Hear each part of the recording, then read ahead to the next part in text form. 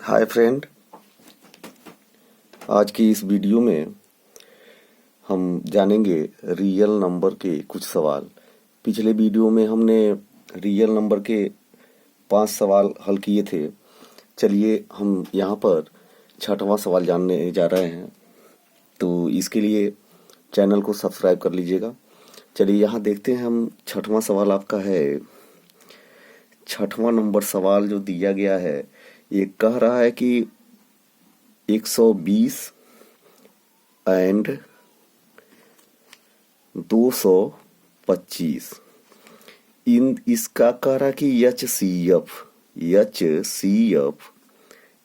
F इसका दिया गया है 15 और आपसे कह रहा है इसका एलसीएम ज्ञात कीजिए। एलसीएम, तो इसका एलसीएम ज्ञात करना है तो हम जानते हैं, फार्मूला आपको पिछले वीडियो में बताया गया था कि H C F into LCM is equal to होता है पहली संख्या गुणे दूसरी संख्या। पहली संख्या गुणे दूसरी संख्या हम पिछले वीडियो में भी बताए थे। चलिए यहाँ पर मान पुट करते हैं। एच सी एफ की वैल्यू कितनी है 15, तो यहाँ पे 15 लिख दिए into LCM is equal to पहली संख्या आपका कितना है 120 इंटू दूसरी संख्या कितना है 225। यहाँ पर देख रहे हैं एलसीएम इज इक्वल टू आपका हो जाएगा 120 इंटू 225 और ये जो 15 देख रहे हैं इसको हम यहाँ पर बटे में भेज देंगे तो ये यहाँ पर आ जाएगा 15। आप देख रहे हैं 15 से हम इसको क्या करेंगे डिवाइड कर देंगे, कितने बार में 8 बार में। तो यहाँ से एलसीएम इज इक्वल टू आपका प्राप्त होगा, इसको इसमें मल्टीप्लाई कर देंगे तो ये आपका प्राप्त हो जाएगा 1800। ये आपका एलसीएम निकल गया। चलिए नेक्स्ट क्वेश्चन हम देख रहे हैं। ये हमारा कौन सा क्वेश्चन था? 6वां क्वेश्चन था। 7वें क्वेश्चन में आप देख रहे हैं, 7वें क्वेश्चन को हम देखेंगे तो 7वां क्वेश्चन आपका इस तरह दिया गया है। यहाँ पे ऐसे बॉक्स बनाया है और ऐसे देख रहे हैं आप लोग, जिस तरह से बॉक्स दिख रहा है आपको, फिर इसमें से 2 बॉक्स निकला है, इसमें आपका है 3 और इस बॉक्स में आपका है 7 और इसमें दिया है यक्स और यहाँ पर आपका 4, फिर यहाँ देख रहे हैं वाई है। तो हमें यक्स और वाई की वैल्यू ज्ञात करनी है। तो इसे यक्स की वैल्यू हमें ज्ञात करना है तो लिख देंगे यक्स इज इक्वल टू, इन दोनों को मल्टीप्लाई कर देंगे 7 इंटू 3, तो यानी यक्स की वैल्यू आपकी प्राप्त हो गई 21। फिर हम क्या करेंगे, वाई की वैल्यू हमें ज्ञात करना है। वाई इज इक्वल टू आपका हो जाएगा 4 इंटू यक्स और यक्स की वैल्यू कितनी है तो 4 इंटू 21, तो ये आपका हो जाएगा 84। ये आपका y की वैल्यू होगी। इस तरह से हम 7वां क्वेश्चन कर सकते हैं। चलिए हम अगला क्वेश्चन देखते हैं। 8वें क्वेश्चन में कहा गया है कि 18 और 8वें क्वेश्चन हम देख रहे हैं। ये दिया गया है 18 और 117, इसका एचसीएफ दिया गया। पिछला क्वेश्चन भी हम बताए थे इसी तरह का था। तो इसका एचसीएफ आपका दिया गया है 18m माइनस 117। हमसे कहा गया है यम की वैल्यू ज्ञात करिए। तो यम की वैल्यू ज्ञात करने के लिए हमें सबसे पहले क्या करना है, इन दोनों का मोसो निकालना है।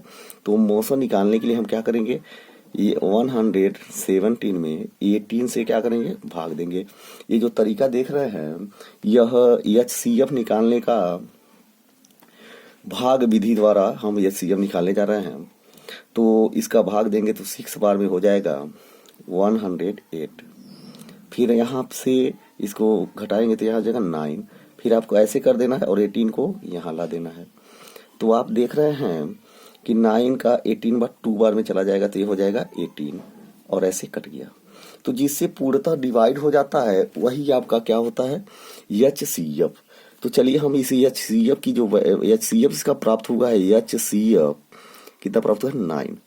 तो यहाँ पे एचसीएफ के जगह पे हम क्या करेंगे 9 लिख देंगे। इज इक्वल टू आप देख रहे हैं 18am माइनस 117। अब इसको हम इधर ट्रांसफर कर देंगे तो ये हो जाएगा 9 प्लस हो जाएगा 117 इज इक्वल टू 80 में यम। तो इसको जब ऐड करेंगे आप लोग हो जाएगा, तो यहाँ पे ये देख रहे हैं 18am इज इक्वल टू 126। और हम क्या करेंगे 18 को, जो 18 आप देख रहे हैं यम इज इक्वल टू आपको हो जाएगा 126 अपॉन 18। तो ये आपका यम इज इक्वल टू, इसको डिवाइड कर देंगे तो कितनी बार में ये कट जाएगा, ये कट जाएगा आपका 7 बार में। तो यम इज इक्वल टू हो जाएगा 7। ये आपकी यम की वैल्यू हो गई।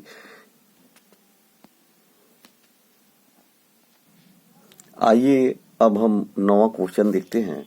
तो 9वां क्वेश्चन दिया गया है कि जो 6 पे पावर n है वह चेक करके हमको बताना है कि यह शून्य पर समाप्त होगा कि नहीं होगा।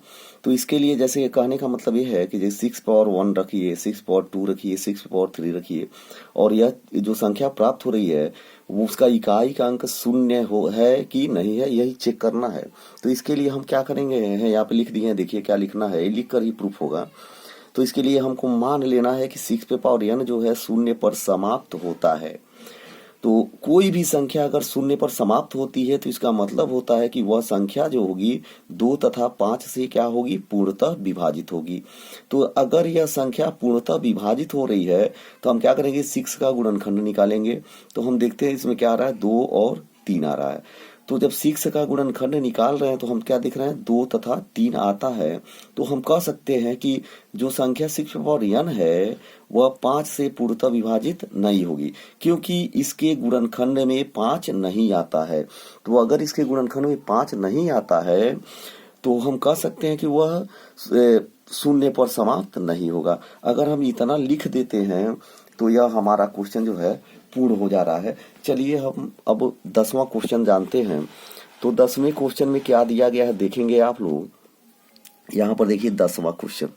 तो 10वें क्वेश्चन में कहा गया है कि व्याख्या करना है हमको कि 7 इंटू 11 इंटू 13 प्लस 13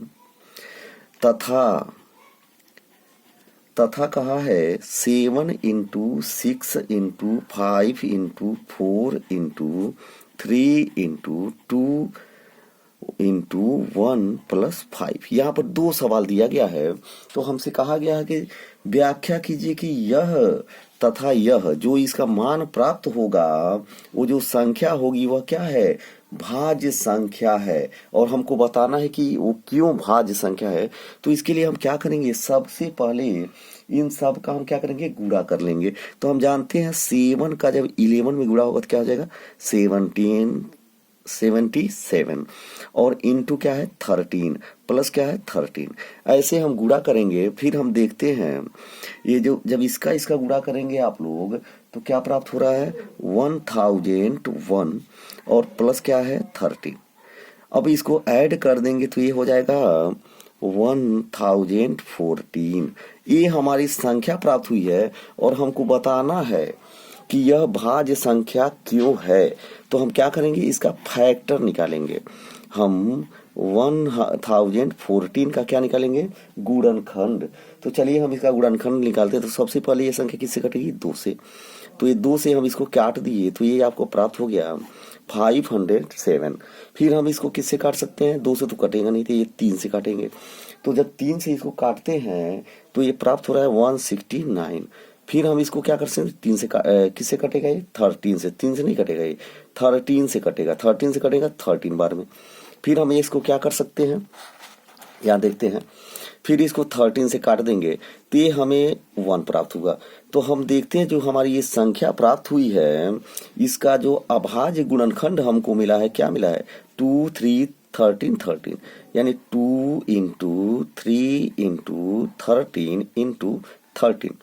जब हम देख रहे हैं इसका अभाज्य गुणनखंड है, इसमें क्या प्राप्त है, 2 3 और 13। हम देखते हैं, यहाँ लिखना पड़ेगा हमको कि हम देखते हैं कि इसके अभाज्य अभाज्य गुणनखंड में 2, 3 और 13 है, अर्थात हम कह सकते हैं इसके अभाज्य गुणनखंड क्या है, 2, 3 और 13 है, अर्थात यहां लिखेंगे अर्थात यह संख्या 2, 3 तथा 13 से पूर्णतः, या लिख देंगे पूर्णतः क्या होगी, विभाजित होगी। जब गुणनखंड में हमको मिला है तो हम कह सकते हैं कि यह संख्या 2, 3 तथा 13 से क्या होगी, पूर्णतः विभाजित होगी। अतः यह संख्या एक भाज्य संख्या होगी, हम कह सकते हैं, क्योंकि ये अन्य संख्या से भी क्या हो रहा है, कट रहा है, इसलिए हम कहेंगे यह क्या होगी, भाज्य संख्या होगी। इस तरह से हम इस क्वेश्चन को सॉल्व कर सकते हैं। तो हमने पहला कर दिया है, दूसरा आपके लिए छोड़ दिया है। चलिए, वीडियो अगर अच्छा लगा होगा तो लाइक सब्सक्राइब जरूर कीजिएगा।